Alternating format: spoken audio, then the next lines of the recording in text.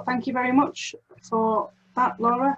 So let me introduce our last pair of speakers, and then we do have our special guest that's arrived for our final talk.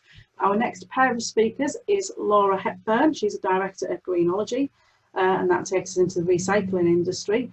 Laura's recently come into what I would call an engineering sector after starting with an arts degree. And we've also got Laura Brown. Laura Brown's the group BIM manager for Beaumer and Kirkland, and she's in the construction sector. She has a similar degree to myself, which is in civil and structural engineering, and she's also a chartered civil engineer. And Laura's heavily involved in the ICE, the Institution of Civil Engineers, as the North East Chair. So without further ado, I will pass over to Laura Hepburn. Good evening. I've got a bit of a bizarre one. As Paula's just mentioned, I have a very mixed background, and my background has been mainly design-led throughout my life. So I thought I'd take it from a different angle, and I know we've got obviously a very inclusive and diverse lot of people following us this evening. So I thought, why not talk about chameleons versus pigeons? So next slide, please. So I'm Laura Hepburn, I'm the director of Greenology. What does Greenology do? Well, we turn plastic that can't be recycled into power, and we do it through depolymerization, which sounds fairly magical, which it is, but you don't need a wand. You just need an amazing team around you to do this. So I'm going to say a massive thank you for having this conversation. We believe it's massively important to us and for the STEM industry to look to the future, not just in innovation, but through people as well. So I'm a mother of 3, and one of my children has learning difficulties, and that brought its challenge, but to me it brought a wealth of knowledge. And we know that from that, we know how to treat people. And my son has taught me so much about the importance of embracing inclusion. So I don't ever want my staff to try and be something they're not, and people should feel welcome in any business and respected.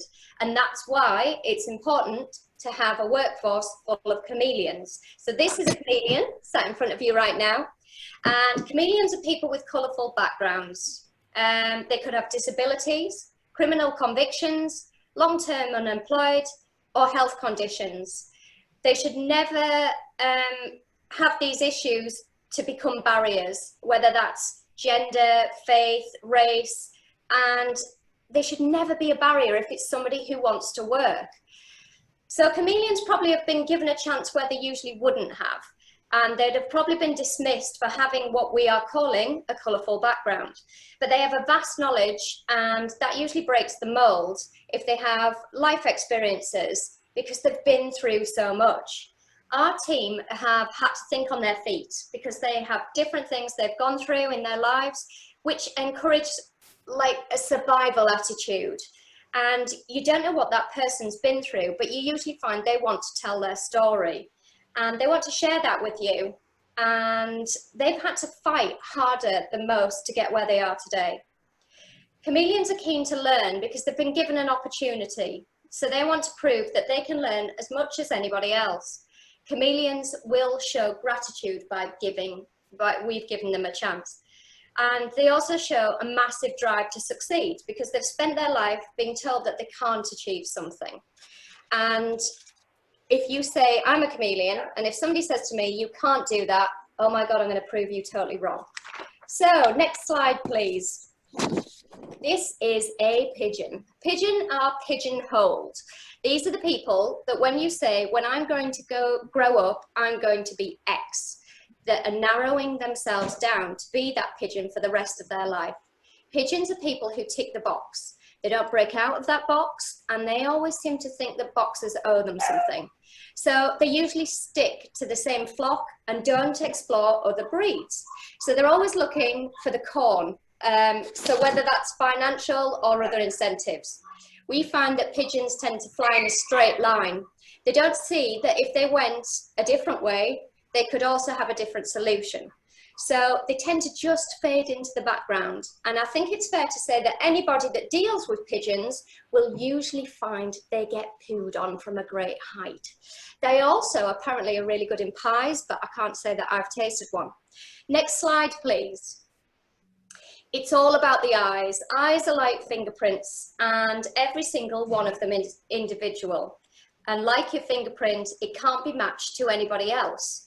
They all come in different shapes and different sizes, and that's what makes all these people unique. And in Greenology, we love unique, because we can embrace that everybody in our group always looks from a different perspective. We encourage our team to do the same, to think differently and understand their peers. And also to be brave, because sometimes you have to do that if you're a colourful chameleon. People are more supportive when they understand somebody else's background, and we carry this out in our hiring strategy. We understand it's not always good to judge some people that have a history, and we see strength and diversity within Greenology by not judging. Everyone can feel safe, and that's when people are most creative and innovative, because they feel that they won't be judged or knocked for their ideas, and they can then just work as a team. Next slide, please. It's hard sticking to 5 minutes. Can I just put it out there? Next slide, shoes. In our business, we take time in thinking what it's like to wear somebody else's shoes. We employ people from every walk of life. And how does that person make those decisions, and what did they do to get them there? And we encourage them to be themselves. But we also encourage our staff to understand that thought process, because we can find their strengths and their weaknesses and then adapt that role to benefit them within our company, because that's when we feel that people shine. Like shoes, some people are comfortable and others might rub for a while. But when they're aired for the right occasion, we know which shoes to bring out if we're going on a different adventure. Next slide. We don't do boxes within Greenology. We don't like ticking boxes, and we don't encourage others to we do encourage others to think outside the box. Our team has shown they thrive on this attitude. I'm going to tell you a little bit of a story in 5 minutes, which is really hard. But one day, the job centre rang me and wanted to discuss somebody called Paul. And this is how we put this into practice. Paul's given us his blessing that we can talk about this today. So Paul has very severe learning difficulties, and he was working every hour God sends in a company for no money, and they were really abusing that because he wanted to prove himself, because he'd had all these barriers. And so, unfortunately, they were using him for the wrong reason. So the job centre had a bit of a chat with me. I didn't have a role at the time, but I said, why don't you send Paul up for a cup of tea? After 2 minutes, I realised that I wanted Paul to be in my team. Paul has obsessive compulsive disorder, as well as other varieties of disabilities. But what a perfect person to give a job as our top cleaning manager. So Paul absolutely thrived on this job, a job that most people would think, oh my goodness, I don't want to be cleaning the site and picking up bits of plastic when wagons come in. Paul took it into his stride, and not only that, he used to catch 2 buses to get to work to come and do the job because he loved it so much. And every day that was his mission and his dream job, and that was such a high standard that he wanted to achieve. So where others saw barriers, that was our winning streak with Paul. And he was so admired because he had such tenacity to do a job that nobody else was willing to do. So the moral of the Greenology story, wrapped up in 5 minutes, even though I don't know how long it's took, is don't box people in. Don't label that box. And also, if you open that box, you might be surprised at its contents. So I'm going to challenge everybody that's on this call now to look at the inclusion. And also, unfortunately, there are some really bad statistics about employing people and being inclusive within the STEM industry. So let's keep this conversation going and let's keep talking. Thank you, Laura Hepburn. Over to Laura Brown of ICE.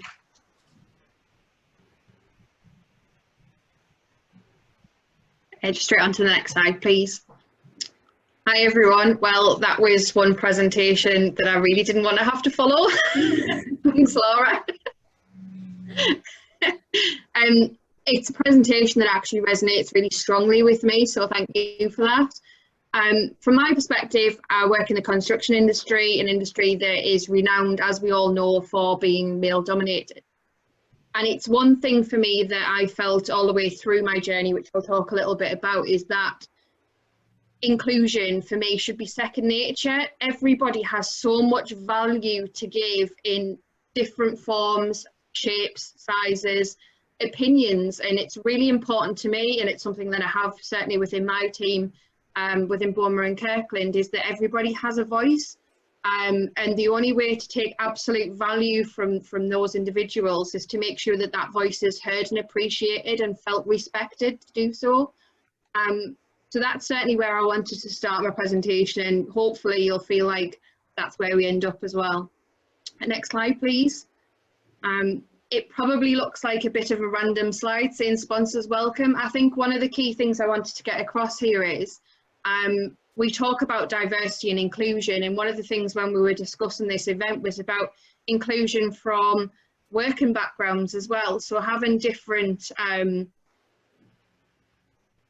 backgrounds from all different areas. And one of the things that is key about my journey into becoming an engineer was that I didn't come from a well-off family by any shape or size.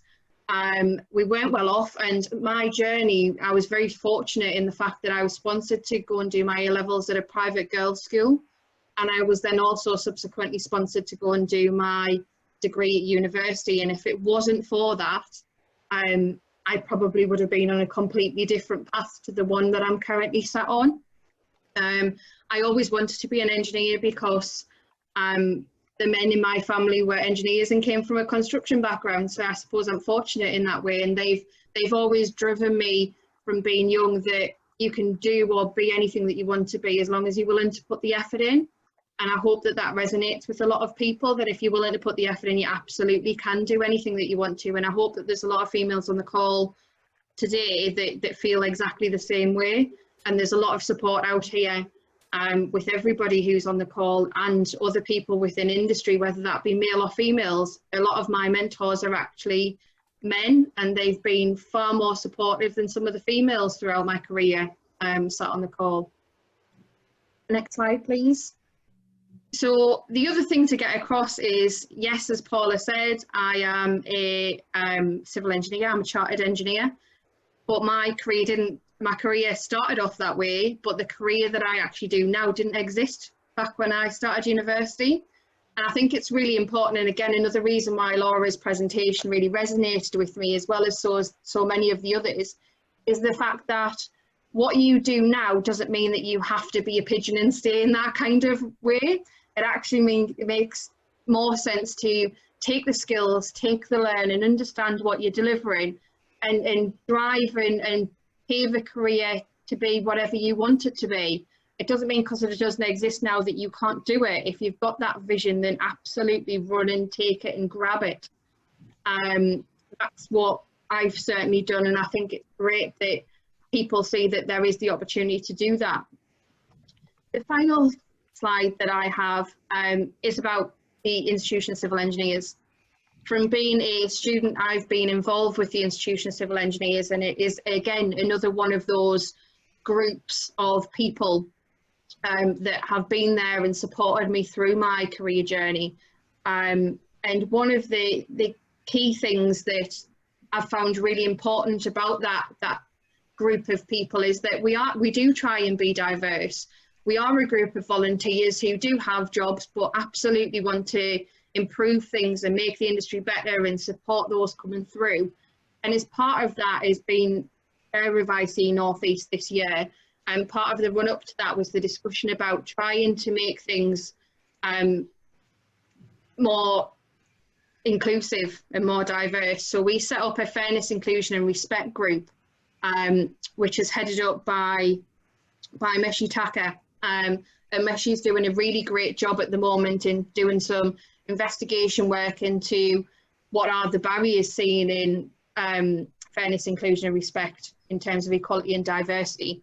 and what companies are doing that are really good. What is the best practice out there, and how can we take that further within the institution of civil engineers, and how we deploy things as a group. So are our meetings inclusive in terms of the time of day that we have them?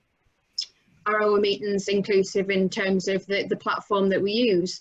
One of the key things that we've noticed during this coronavirus outbreak is that, yes, a lot of people do like to interact virtually, but there are also a number of people who are feeling not very included because their technological background isn't as strong, and they actually miss meeting people in person, and that's lost a little bit. So as part of that fairness, inclusion, respect group, we're looking at all of them different ideas and the dynamics and how we can improve things. That leads us very much onto the reviewing of our constitution. So as an institution, we have a constitution, that's not great, one after the other. And one of the things that we wanted to do was to make it more inclusive. So it is very inclusive as it is, but what we wanted to do was to say that the likes of our students and graduates maybe don't get to vote in certain scenarios right now, and that's something that we think that they should have a voice and should be able to do. And there is a full vote happening within the IC at the minute in terms of reviewing that. And I certainly personally, from a personal perspective, I think that, again, coming back to my initial point, everybody has so much value to give that we absolutely should be making it more inclusive, and they should be allowed to vote and have that opinion and feel valued and included. The one thing that we have done and have been very conscious to do is that when we've been talking about diversity and we talk about women in construction or women in engineers, the institution of civil engineers has been for a number of years regarded as the majority of them being older, white, grey-haired men. And one of the things that's happened through trying to make the IC more diverse, it's excluded some of those demographics. They don't feel as included. And that's a real shame because they have so much value to give. So what we're trying to make sure is that when we are making things more diverse, we aren't excluding those who still have value, those in the main demographic groups. It's so important that by including people, you don't inadvertently exclude people. And I think that's the real takeaway from this, is that, again, inclusion should be second nature, and we shouldn't be, it should be inclusion in its entirety. We shouldn't exclude people by trying to be more diverse, or to bring back to the Equality Act and things like that. I hope that finds you well. I'm hoping I turned that round relatively quickly. Thanks a lot, guys. Thanks, Laura. So we're not going to do a question and answer session for these pair of speakers. We're going to leave that until after 6 o'clock, because I'm delighted to say that our special guest has arrived. So we've got Chi Onwura, I hope I've said that correct, Chi, the Labour MP in Castle upon Tyne. She's recently in a position as Shadow Minister for Digital Science and Technology, after being Shadow Minister for Industrial Strategy, Science and Innovation. She is actually a chartered engineer with a BEng in electrical engineering, and I'm delighted to welcome Chi. Thank you. Spotlighting my video for everybody.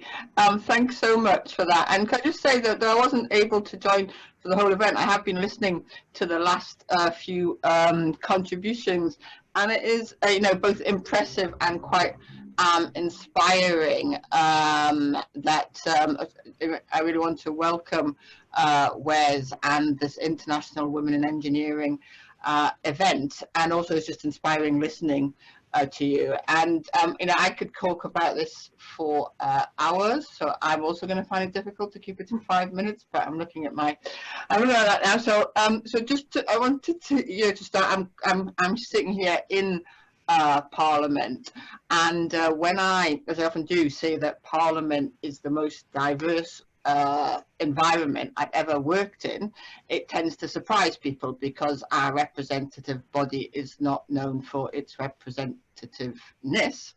But then I explain that I worked as a professional engineer for 20 years before coming into politics, and everything is clear. I mean, Parliament does have a long way to go before it is truly representative of our society, but it is a damn sight closer to it than science, technology, engineering and maths are.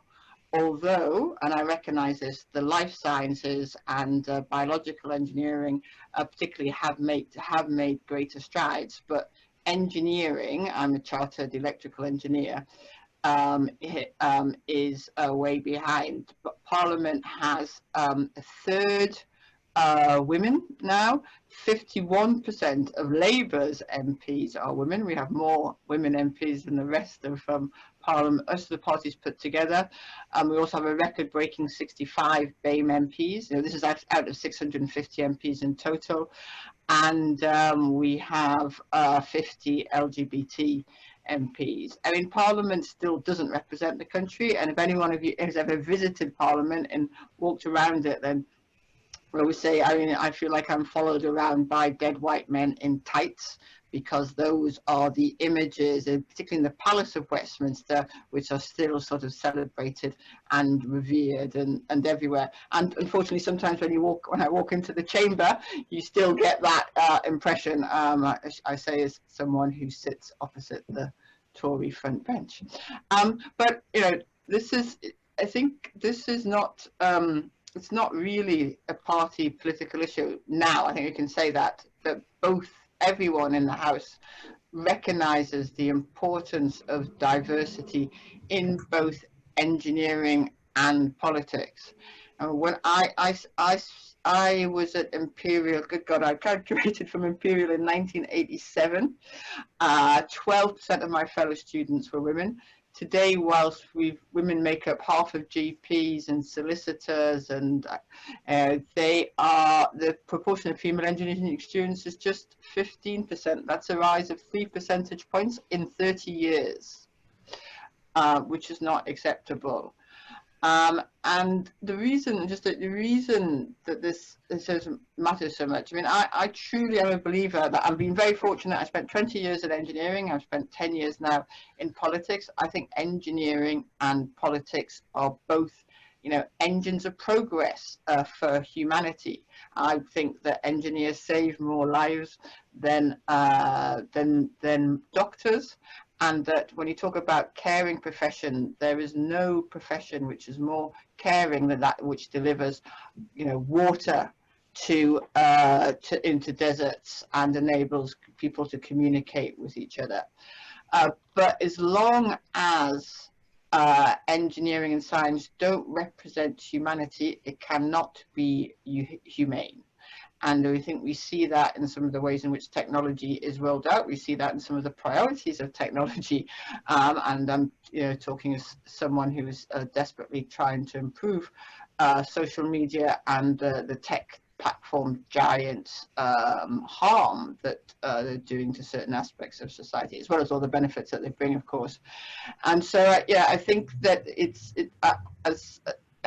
one of the things I promised myself as when I came to Parliament was that I would make this issue something that I would champion. I was so tired of being the only woman, particularly the only BAME woman in a room as an engineer, and I'm also incredibly, wary of tick box exercises. I say that, you know, within 90 seconds of walking into an engineering department in a university, I can tell whether their Athena Swan award is actually justified in terms of the culture or has simply been a tick box exercise.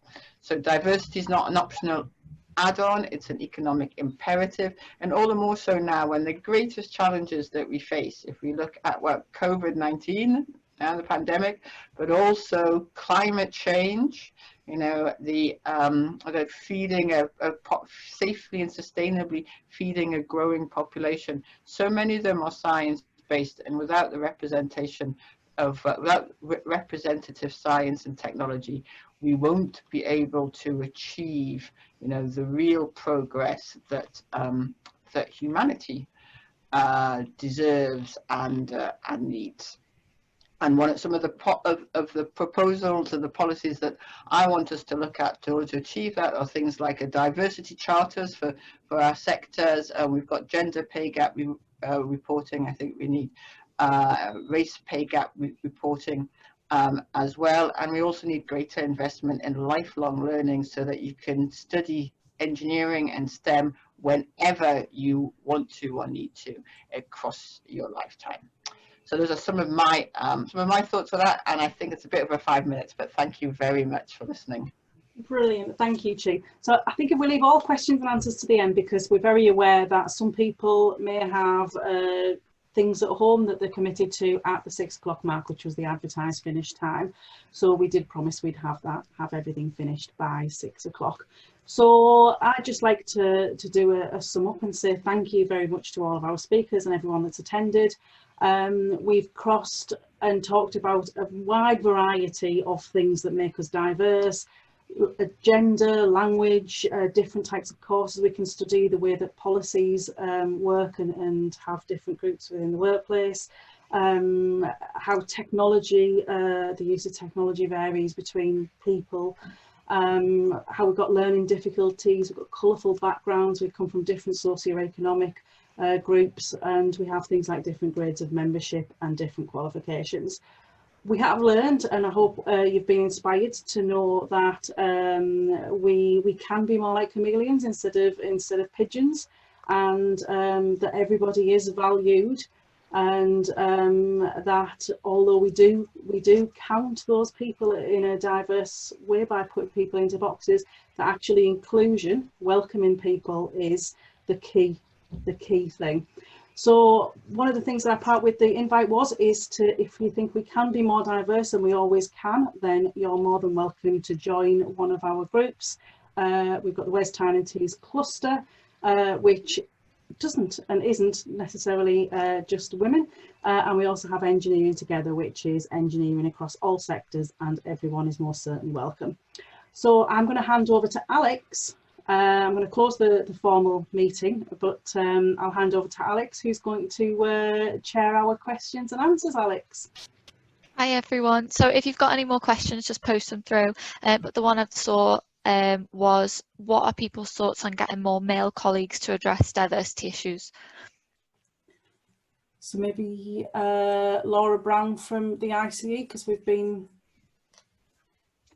Yeah, I think certainly from an ICE perspective, and even from a work perspective, the males counterparts that we work with have a real view and really want to be involved in diversity issues. They have so much value to add to this subject, and I think that's kind of the point I was making, is sometimes because we talk about women in engineering and pushing that forward, they feel like